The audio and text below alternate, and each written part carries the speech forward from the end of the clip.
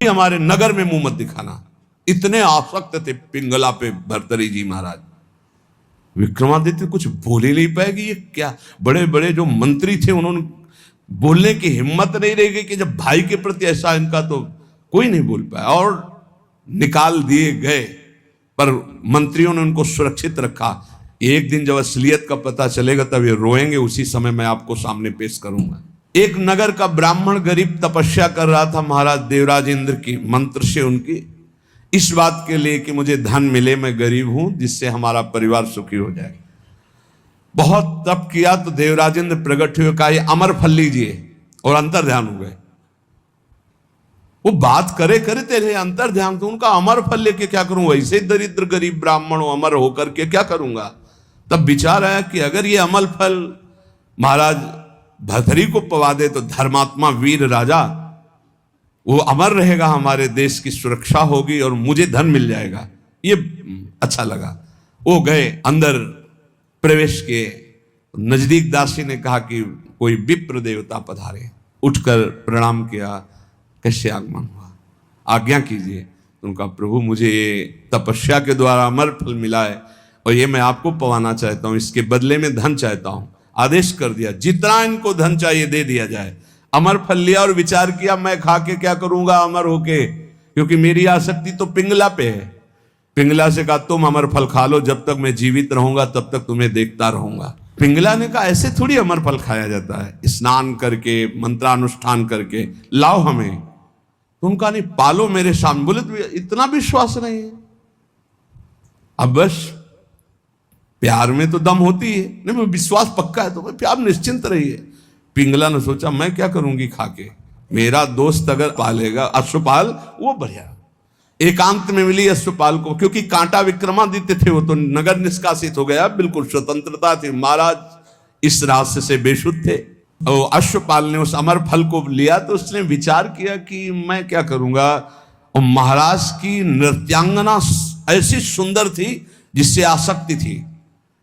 मिला और कहा देखो ये अमर फल मुझे मिला है, आप पालोगी तो जब तक मैं जीवित रहूंगा आपको देखता रहूंगा, मिलता रहूंगा। ठीक है। नृत्यांगना ने सोचा जिसके दरबार की मैं नृत्यांगना हूं, अगर वो महाराज अमर रहेंगे तो हमारा जीवन सार्थक रहेगा और महाराज मुझे बहुत सम्मान देंगे जब मैं अमर फल दे दूंगी। उसने प्रार्थना करवाई कि आपके दरबार की नृत्यांगना मिलना चाहती है आपसे। बुला लिया, कहा महाराज ये अमर फल। महाराज ने कहा तुझे अमर फल कहां से मिला, ये अमर फल सत्य बोल तुझे कहां से मिला। महाराज मुझे तो अश्वपाल ने दिया, मेरा वो दोस्त है, मेरा मित्र है उसने। और उस समय पिंगला वहां नहीं थी।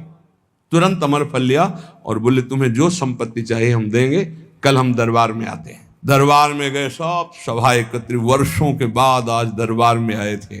तब उन्होंने कहा बुलाया जाए जिसको अश्वपद, जो घोड़ों की सेवा में आया। सत्य बोला तो तुझे माफ कर देंगे। बोल इस फल को पहचानता है? हाँ सर, यह अमर फल है, तुझे कैसे मिला? सत्य बोलना, अगर झूठ बोला तो उनका अगर हमारे प्राण माफ किए जाएं तो बिल्कुल सभा में कहता हूं कोई दंड नहीं मिलेगा। उनका महारानी पिंगला ने दिया है। ठीक है, जाओ बुलाओ पिंगला।